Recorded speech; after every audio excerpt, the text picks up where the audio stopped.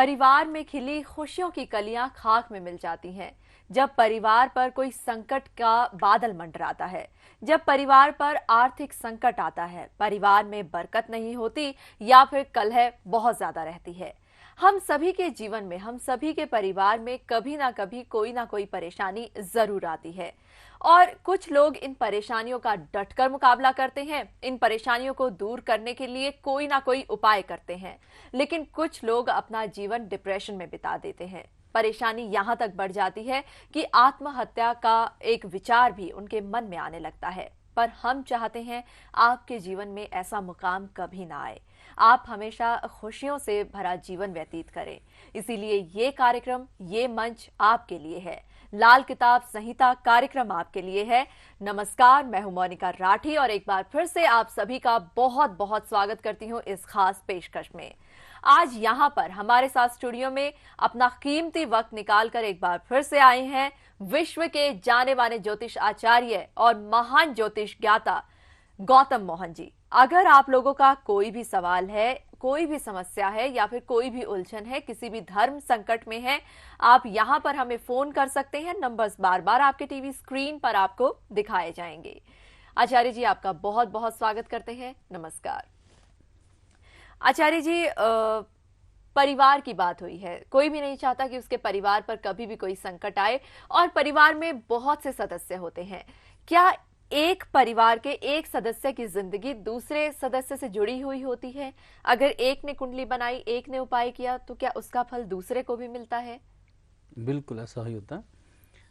हम जब उपाय की बात करते हैं तो लाल किताब के अंदर जो उपाय किए जाते हैं, यदि वो 40 दिन तक लगातार किए जाएं या 43 दिन के जो उपाय हैं वो 43 दिन तक लगातार किए जाएं तो पूरा वर्ष वो अपना असर देते हैं।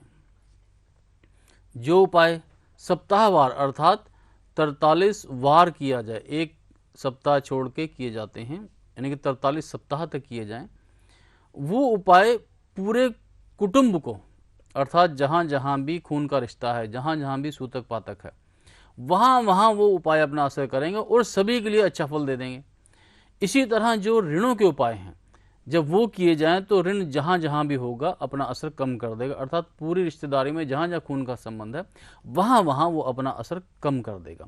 इस तरह से जो लाल किताब के उपाय हैं वो केवल एक व्यक्ति के लिए नहीं, यदि व्यक्ति उपाय करता है और तरीके से करता है, वार के हिसाब से करता है या फिर ऋणों के उपाय करता है, तो वो और भी जो परिवार के सदस्य हैं या जो खून का जिनके साथ रिश्ता है उन पर भी अपना शुभ प्रभाव देते हैं। जी बिल्कुल। तो इसका मतलब ये है कि जब एक इंसान अपने उपाय करता है तो उसके परिवार के जो उसके बाकी लोग अपने हैं उनको भी थोड़ी बहुत खुशी वो जरूर दे ही रहा है, अनजाने में ही सही। बिल्कुल, बिल्कुल। अभी एक कॉलर है हमारे साथ, उनसे बात करना चाहेंगे। जी नमस्कार, आपका बहुत बहुत स्वागत है लाल किताब संहिता में। आप अपना सवाल पूछिए। मैं यहाँ रिश्ते से बोल रही हूँ जी। मेरा नाम है, मेरा मेहता है और इसके लड़के का वो है 18 जुलाई 1983 और नाम नवीन है जी। जन्म समय? टाइम है रात का 12:30 बजे, सावन का महीना। जी। और जन्म स्थान? अल्मोड़ा, कुमाऊं साइड। जी। तो राधा जी, क्या जानना चाहती हैं आप? इसकी शादी नहीं हो पा रही। चलिए देखते हैं कि क्या कारण है, कौन सा ग्रह आपका खराब है या किस कारण से ये शादी में रुकावट बनी हुई है। यहाँ पर हम देख रहे हैं कि सूर्य और शुक्र आपकी जन्म कुंडली में इकट्ठे बैठे हैं, चौथे घर में बैठे हैं, बुध इसके साथ है। नॉर्मली ये देखा जाता है कि जहाँ पर सूर्य शुक्र इकट्ठे हैं जन्म कुंडली में तो वो विवाह में बाधा उत्पन्न करते हैं, क्योंकि यहाँ पर सूर्य शुक्र इकट्ठे हैं चौथे घर में। हमें सूर्य को अलग करना होगा शुक्र से। यदि सूर्य शुक्र से अलग होगा तभी आपके विवाह में बाधाएं दूर होंगी, अन्यथा ये बाधाएं यूं ही बनी रहेंगी। एक माणिक्य लें, 5.25 रत्ती से ऊपर का हो और उसे तांबे में आप धारण करें, बाएं हाथ में धारण करें और जो अंगूठे की साथ वाली उंगली है उसमें आप धारण करें।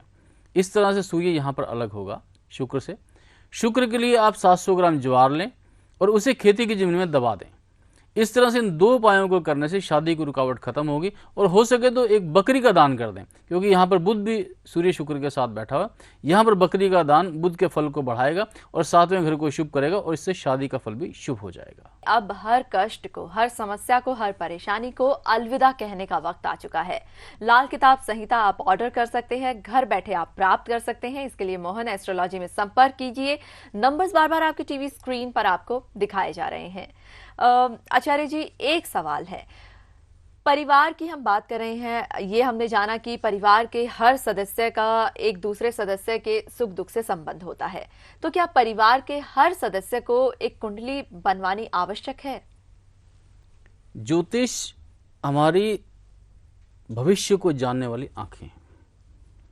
यदि हम भविष्य को जानना चाहते हैं, आगे आने वाले समय में क्या अच्छा या बुरा होने वाला है, यदि उसको जानना चाहते हैं तो हमें जन्म कुंडली या लाल किताब संहिता अवश्य बनवानी चाहिए, जिससे हम अपने फ्यूचर को जान सकें।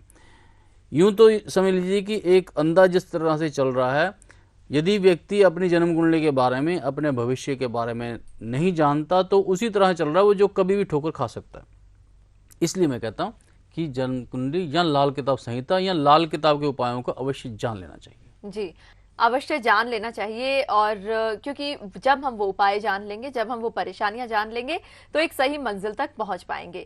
लेकिन बहुत से लोग हैं जो कि कहते हैं कि ठीक है, मैं बच्चों की कुंडली बनवा लेता हूं या लेती हूं, और मुझे क्या जरूरत है, मेरी तो उम्र के लगभग 40 साल निकल चुके हैं, 35 साल निकल चुके हैं, मेरा जीवन ऐसे ही कट जाएगा।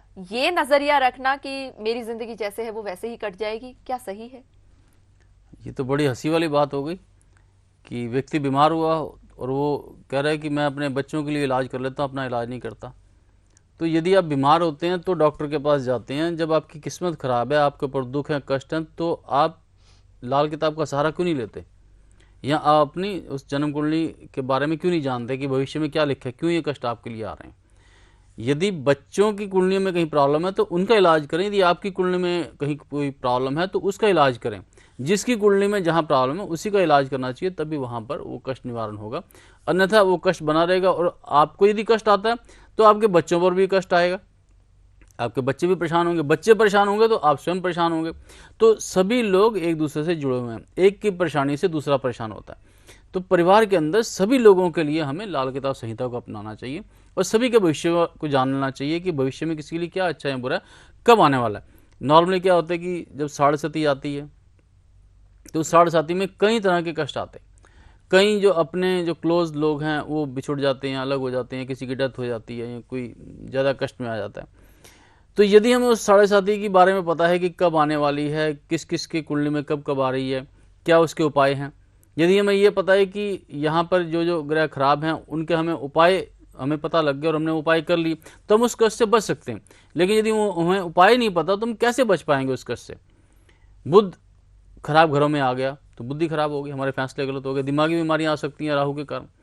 तो ऐसी स्थिति के अंदर कोई बड़ी प्रॉब्लम आने से पहले ही आपको उपाय कर लेने चाहिए, ताकि बड़ी प्रॉब्लम आने के बाद आपको डॉक्टर्स के चक्कर ना काटने पड़े, ज़्यादा खर्चा ना करना पड़े। ये छोटे छोटे उपाय करके, छोटा छोटा खर्चा करके आप बड़े खर्चे से बच सकते हैं। नहीं तो फिर जो किस्मत में लिखा है वो आपको मिलेगा ही। बिल्कुल, आपकी हर बात, हर एक शब्द हमें आगे बढ़ने के लिए प्रेरित करता है और जीवन की जो समस्याएं हैं उनका डट कर मुकाबला करने के लिए प्रेरित करता है। इस पर चर्चा जारी रखेंगे। फिलहाल हमारे साथ एक कॉलर हैं। बहुत बहुत स्वागत है आपका लाल किताब संहिता में। नमस्कार जी। नमस्कार, संजय बोल रहा हूँ। जी संजय जी, अपनी डिटेल्स दीजिए।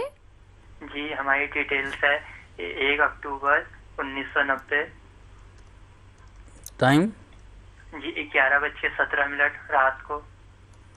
और जन्म स्थान? जी जन्म स्थान उत्तराखंड है वैसे, और वैसे इंदिरानगर रानीबाग उत्तराखंड में कौन सी जगह?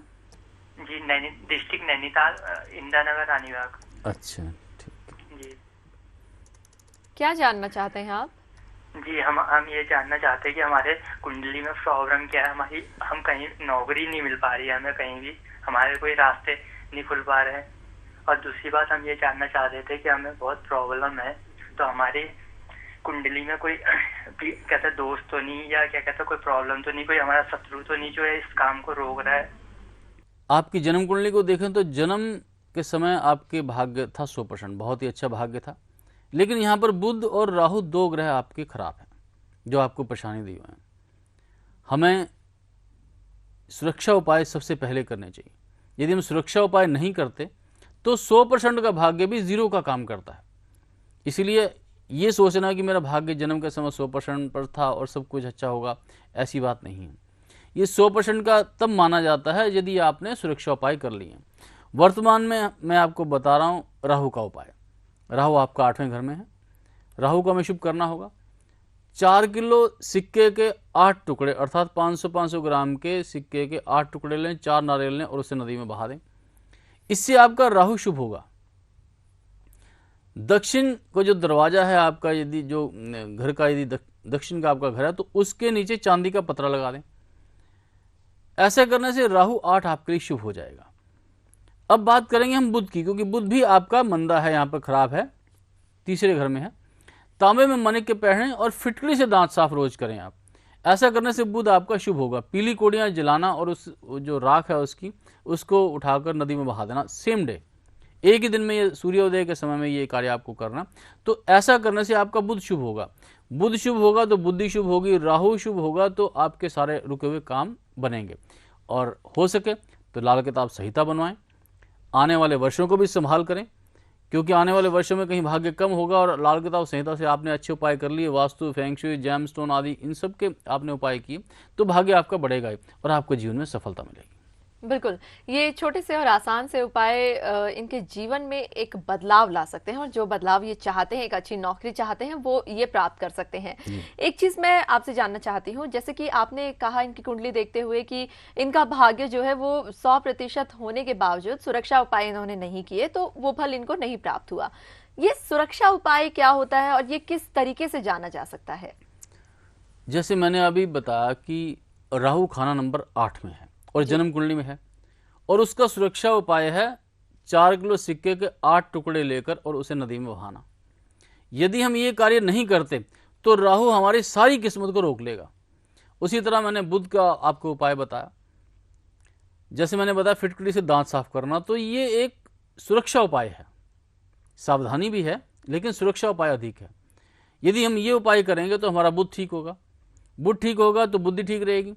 तो यदि आपको पता ही नहीं कि आपका उस खराब ग्रह का सही उपाय क्या है, अव्यर्थ के उपाय किए जा रहे हैं, तो उसका क्या लाभ? फिर आपके जो ग्रह खराब हैं वो ठीक नहीं होंगे, और ठीक नहीं होंगे तो आपका भाग्य ठीक नहीं होगा और यूं परेशानी आपकी ऐसी ही बनी रहेगी। तो इस तरह से सुरक्षा उपाय का जानना जरूरी है और फिर इसको करना जरूरी है। करेंगे तभी वो लग जो है 100% का आपको शुभ फल देगा, अन्यथा वो 100 भी 0 का ही काम करेगा। जी बिल्कुल। अगर आप भी अपने सुरक्षा उपाय जानना चाहते हैं, आप जानना चाहते हैं आपकी समस्या किस तरीके से दूर हो, वो आसान से उपाय क्या है, जानना चाहते हैं कौन सा रंग आपके लिए लकी है, कौन सा दिन आपके लिए लकी है, कौन सा नंबर आपके लिए लकी है, या फिर कौन आपके मित्र हैं, कौन आपके शत्रु हैं, किस तरह से आपको अपना जीवन व्यतीत करना चाहिए, क्या कार्य करने चाहिए, कुछ भी अगर आप जानना चाहते हैं, यकीन मानिए लाल किताब संहिता सिर्फ और सिर्फ आपके लिए ही है। तो इसे जल्दी से ऑर्डर कीजिए। नंबर बार-बार आपके टीवी स्क्रीन पर आपको दिखाए जा रहे हैं। अभी आचार्य जी, एक सवाल मेरे मन में है। बहुत से लोग हैं जो कि ग्रहों में विश्वास करते हैं, कुछ लोग हैं जो कि न्यूमरोलॉजी में विश्वास करते हैं, कुछ लोग रत्नों में विश्वास करते हैं। तो ये जो लाल किताब संहिता है, क्या ये सभी चीजों का मिश्रण है? हमारे जीवन में हर वस्तु हमारे ऊपर असर करती है, ये मानना है हमारा। ये लाल किताब का भी मानना है, क्योंकि लाल किताब एक तरह से समुद्रिक शास्त्र है। समुद्रिक शास्त्र में सभी चीज़ों के बारे में बताया जाता है। जहाँ जैमस्टोन की बात है, क्योंकि किसी भी रत्न में उस पर्टिकुलर ग्रह के जिससे संबंधित वो रत्न है उसके गुण उसमें ज़्यादा विद्यमान रहते हैं। अब जैसे पन्ना है, हरे रंग का है, बुध का ग्रह है, बुध का रंग भी हरा है, तो जब हम पन्ना धारण करेंगे तो बुध की शक्ति हमारे शरीर में बढ़ जाएगी। लेकिन वो शक्ति बढ़ के अच्छा असर करेगी या खराब असर, ये इस बात पर निर्भर करता है कि बुध आपकी कुंडली में अच्छा है या खराब है। यदि वो अच्छा है तो अच्छा फल देगा, यदि खराब है तो और खराब हो जाएगा। इसलिए ये जानना जरूरी है कि हमें वो रत्न धारण करना भी चाहिए या नहीं। यदि बुध शुभ है और वो ऐसी स्थिति में है जहां रत्न धारण करने से फायदा हो सकता, तो आप बुध का रत्न धारण करें। यदि वो ऐसी स्थिति में नहीं तो ना धारण करें। इस तरह से वास्तु की की बहुत सारी चीज़ें हैं जो हमें देखनी है। जी। जैसे बुध खाना नंबर 6 में है और आपकी घर में यदि सीढ़ियाँ नॉर्थ दिशा में हैं तो बुध वहाँ खाना नंबर 6 में शुभ है और नॉर्थ की सीढ़ियाँ भी आपके लिए शुभ हो जाएंगी। जी। लेकिन वही सीढ़ियाँ यदि बुध आपके खाना नंबर 12 में है और आपके घर में सीढ़ियाँ साउथ वेस्ट में, तो आपके लिए वो अशुभ प्रभाव देने वाली हो जाएंगी। तो वास्तु को भी हम चेक करेंगे, हम फेंग शुई के अनुसार भी उसकी वस्तुएं चेक करेंगे। यदि बुद्ध आपने नॉर्थ में रखा तो शुभ है, वही बुद्ध आपने साउथ ईस्ट में रख दिया तो आपके लिए खराब है। इसी तरह जेमस्टोन्स की मैंने बात बताई, वास्तु की बात बताई, फेंग शुई की बात बताई और वो लाल किताब के वो सुरक्षा उपायों की बात बताई कि किन उपायों को करने से आपका सब कुछ ठीक हो सकता है और यदि उपाय ना करें तो वो सब कुछ खराब भी हो सकता है। तो हमें सभी चीज़ों को इकट्ठा लेकर चलना चाहिए, तभी हम भाग्य को चारों ओर से बढ़ा सकते हैं। अभी आचार्य जी बहुत से लोग हैं जो कि लाल किताब संहिता ऑर्डर कर रहे हैं, क्योंकि इस लाल किताब संहिता के जरिए एक ये जो मैं तो कहूंगी एक ये पवित्र कुंडली है और सभी के जीवन में खुशियां लेकर आती है। लाखों लोग इसका फायदा उठा रहे हैं। तो क्या कुछ वक्त लगता है लोगों के पास जो ऑर्डर्स आते हैं, इतनी बड़ी मात्रा में ऑर्डर्स आ रहे हैं, उसको पहुंचाने में? कारण यह है कि कुछ समय तो लगेगा, क्योंकि लगभग 300 से 400 पेजेस की ये जन्म कुंडली है जी। ये केवल जन्म कुंडली नहीं, बल्कि इसमें 5 प्रकार से हमने वास्तु, लाल किताब, ज्योतिष और जेमस्टोन्स और फेंग शुई, इन सभी को इसमें सम्मिलित किया। ये कोशिश तो हम यही करते हैं अपनी ओर से कि शीघ्र अति शीघ्र आपको ये भेज दी जाए, लेकिन फिर भी यहाँ पर 15 दिन का वेट इस समय चल रहा है लाल किताब संहिता के लिए। यदि आप पहले ऑर्डर देंगे तो पहले आपको डिलीवरी मिलेगी, जितना आप लेट होते जाएंगे उतनी ही डिलीवरी की बुकिंग भी बढ़ती जाएगी और इसमें थोड़ा आपको भी पेशेंस रखना होगा, क्योंकि ये सब कुछ एक लिमिटेड है। एक दिन के अंदर हम लिमिटेड ही कुंडलियाँ निकाल सकते हैं, उससे ज़्यादा नहीं निकाल सकते। कंप्यूटर्स की अपनी लिमिटेशन है, क्योंकि पेजेस बहुत ज़्यादा हैं। जो नॉर्मली आपको कुंडली मिलती है वो 70-80 पेजेस की मिलती है, लेकिन इसके अंदर 300 से 400 पेजेस की ये कुंडली है और इसमें हर चीज़ को हमने सम्मिलित किया है। तो इस प्रकार से मैं समझता हूँ कि हमें थोड़ा सा तो पेशेंस रखना होगा। जी बिल्कुल। तो आप जितनी जल्दी ऑर्डर करेंगे उतनी ही जल्दी आपकी खुशियां आपके करीब आएंगी। अब वैसे भी कहते हैं कि जब आंखें खुलती हैं तभी हमें रोशनी नजर आती है, तभी हमें एक आशा की किरण नजर आती है। तो अब अंधेरे में घुटकर मत रहिए, अपनी जिंदगी को इस तरीके से बर्बाद मत कीजिए, बल्कि उठिए, एक फोन कीजिए। नंबर्स बार बार आपके टीवी स्क्रीन पर आपको दिखाया जा रहा है। अगर आपका फोन नहीं लग पा रहा है तो भी आप हमसे संपर्क कर सकते हैं, आप अपना सवाल हमसे कर सकते हैं। आप अगर लाल किताब संहिता मंगवाना चाहते हैं तो भी आप वो ऑर्डर कर सकते हैं। एक ईमेल आईडी मैं अभी आपको बता रही हूं, mohanastrology@gmail.com, mohanastrology@gmail.com। ये एक ऐसी मेल आईडी है जिस पर आप कभी भी मेल कीजिए, आप कभी भी लाल किताब संहिता ऑर्डर कीजिए और जब भी आप मेल करते हैं तो पूरी डिटेल्स आप देना बिल्कुल ना भूलें। अभी आचार्य जी एक चीज मैं जानना चाहती हूँ, एक सवाल है, लेकिन उससे पहले एक कॉलर है हमारे साथ। आपका बहुत बहुत स्वागत है। नमस्कार जी। हेलो जी, आप अपना नाम हमें बताइए। मेरा नाम दीपाली है जी। दीपाली जी, आप अगर अपने बारे में जानना चाहती हैं तो अपनी डिटेल्स दीजिए। मेरी डेट ऑफ बर्थ है 5 नवंबर 1991। टाइम है 2:45 AM। Okay, and place? Place Kanpur. Kanpur. अब आप अपना सवाल पूछिए। मुझे ये पूछना है कि मैं अभी जॉब कर रही हूँ, लेकिन सबसे अच्छी जॉब जिससे मैं सेटिस्फाई हो सकूँ वो कब मिलेगी और मेरी शादी मनपसंद होगी या नहीं? पहले तो आपका लक ग्राफ देखते हैं, क्योंकि जब भाग्य प्रतिशत अच्छा होगा और उस अच्छे भाग्य प्रतिशत में आपने सुरक्षा उपाय कर लिए होंगे तो वो साल आपका सबसे लकी साल माना जाएगा। यहाँ पर मैं देख रहा हूँ 2013 का जो साल है, 5 नवंबर 2013 से ये साल आपका 100% पर हुआ। यदि इस 2013 के आपने सुरक्षा उपाय कर लिए, सावधानियों को अपनाया और वास्तु, फेंग शुई, भाग्य रत्न आदि से संबंधित सभी उपाय आपने कर लिए, तो आप जो सर्विस मांग रहे हैं वो भी आपको मिलेगी और आपकी और भी बहुत सारी इच्छाएं पूरी होंगी। हो सकता है शादी भी आपकी इसी साल में संभव हो जाए। लेकिन यदि शादी के लिए कोई शुक्र के, बुध के उपाय हैं वो भी आपको अवश्य करने चाहिए। एक नज़र आपकी जन्म कुंडली पर डालेंगे और वश कुंडली पर डालेंगे और देखते हैं कि क्या बोलती है आपकी वश कुंडली। जन्म कुंडली को देखते हैं तो यहाँ पर आपका भाग्य 53% की शुभता के साथ है। पंचम भाव में राहु यहाँ पर बैठा हुआ है।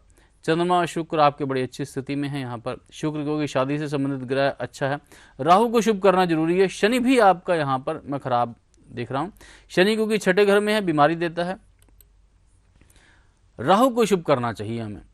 शादी के बाद आपको अपने पति के सराहने 5 मूलियां रखनी चाहिए रात को, और सुबह उसे मंदिर में दे देना चाहिए।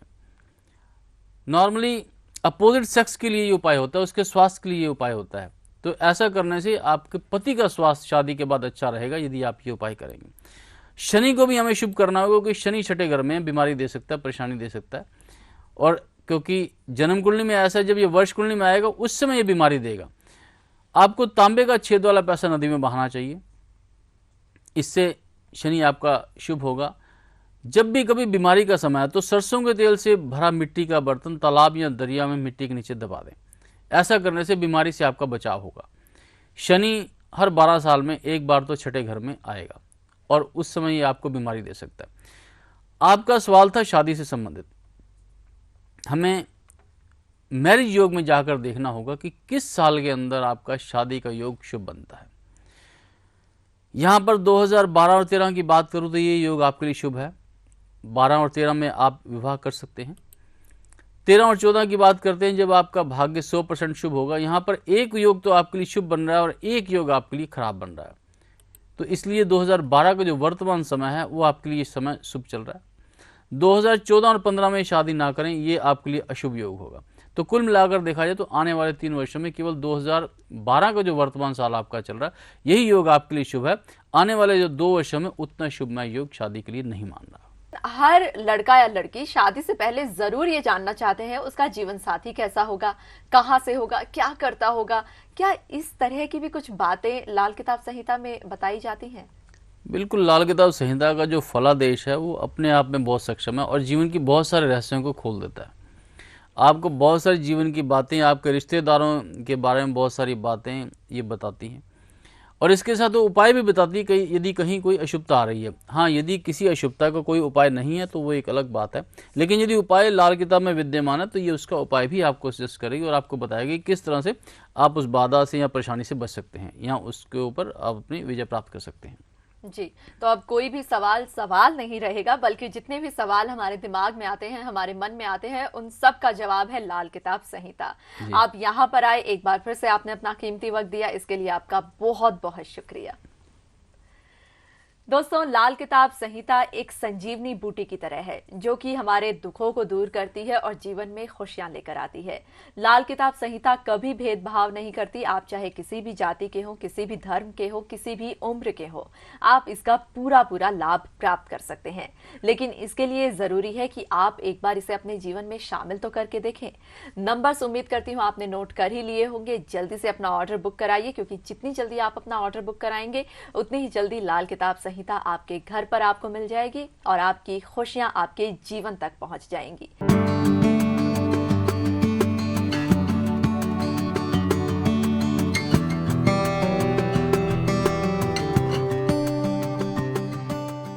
फिलहाल मुझे दीजिए इजाजत, लेकिन आप हमेशा खुश रहिए, मुस्कुराते रहिए। नमस्कार।